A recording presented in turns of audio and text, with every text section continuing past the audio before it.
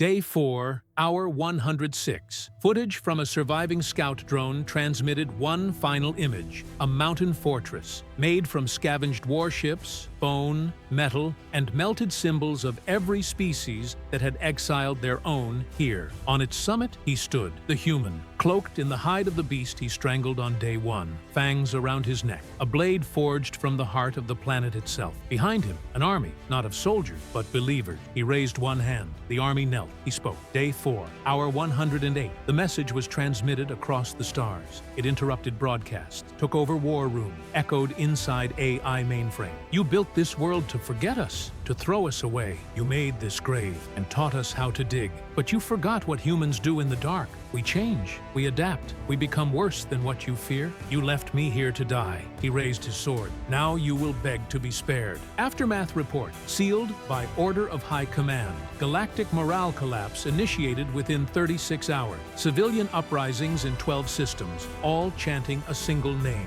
Death World classification of Karth-Zul upgraded to Omega level. New term coined in military doctrine, human ascension events. Final log entry, Admiral Tal Vor, before fleet abandonment. He doesn't want revenge. He doesn't want escape. He wants them to come. Pause. He's building an empire of the Forsaken, and he won't leave his throne, because hell is his kingdom now. Drop him! The command echoed coldly across the bridge of the orbital freighter Gathun 9.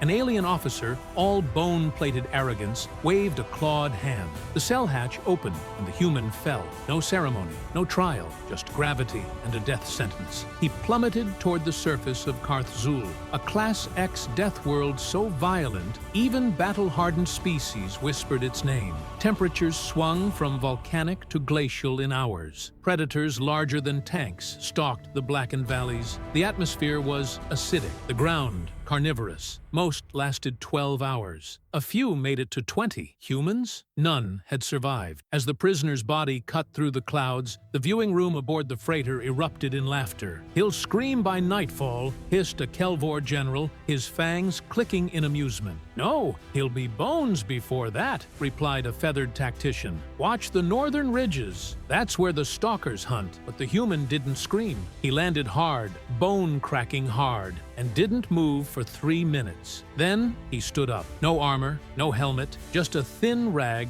and a scar running down his back like a lightning bolt. He surveyed the scorched terrain with steady eyes. The winds tore at his skin. The acidic dust stung. He didn't flinch. He smiled. The alien officers watched in silence as he walked, not stumbled, walked into the darkness. Hour 5. He found shelter beneath a skeletal rock arch.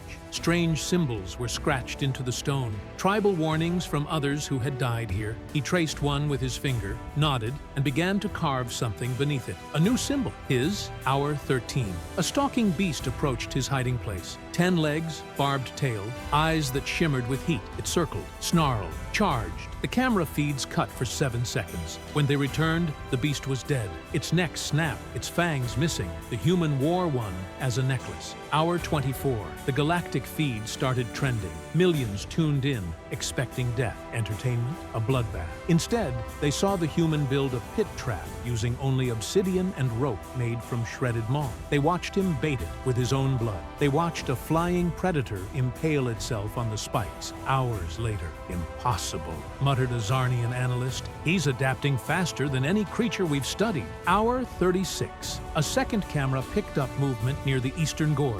Other prisoners, mutants, exiles, watching him, not attacking. Hour 48. Inside the command deck, silence had replaced laughter. They zoomed in on the human as he sat by a fire made from volcanic glass and bone marrow. Then he looked up, straight into the drone camera, and smiled. A slow, deliberate, terrifying smile. Transmission log, final line, Day 2. "Sir, he's not just surviving. He's planning something. There are others down there, and they're moving toward him." The technician's voice trembled. On screen, infrared drones captured shapes slithering through the canyons. Not beasts, but humanoid figures, scarred, half-naked, forgotten. Survivors who had become myths themselves, hiding in the tunnels and acid caves of Karth-Zul. But now, they were gathering. Day 3, Hour 61. The human stood atop a jagged outcrop, wind howling through the bones of fallen creatures around him. Below, in the shadows, they knelt, dozens of them, former prisoners, scavengers, monsters in their own right. He didn't speak, just held out his hand.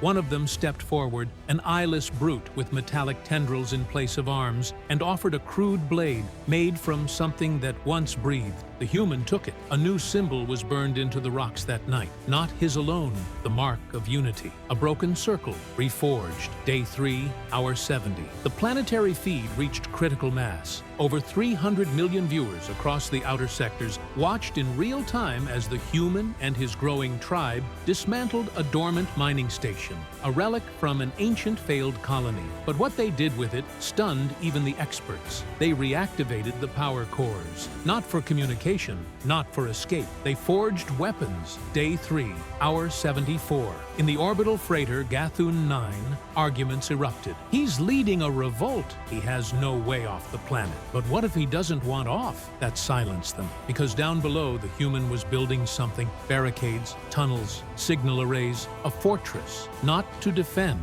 but to command. Day 3, hour 80. One of the drone feeds captured a ritual near the ash pits. The prisoners, now soldiers, stood in a circle. The human walked among them, painting lines of volcanic dust across their faces. When he passed, they chanted in a rhythm older than any galactic tongue. We were forgotten. Now we are wrath. We were prey. Now we are predator. We are his. Day 3, hour 83. A transport ship sent to monitor progress descended into the upper atmosphere. It never reached the surface. At first, officials blamed turbulence. But when wreckage was found scattered across a mountain range with no sign of attack from native fauna, panic set in. Something shot it down. Day 3, hour 87. A final feed shows the human standing before a wall of scavenged plating and alien tech, now fused into a throne. He sits. Behind him, a sea of eyes, claws, fangs, and fire, all loyal. He has no crown, but no one dares question the king. Transmission intercept. Priority, red.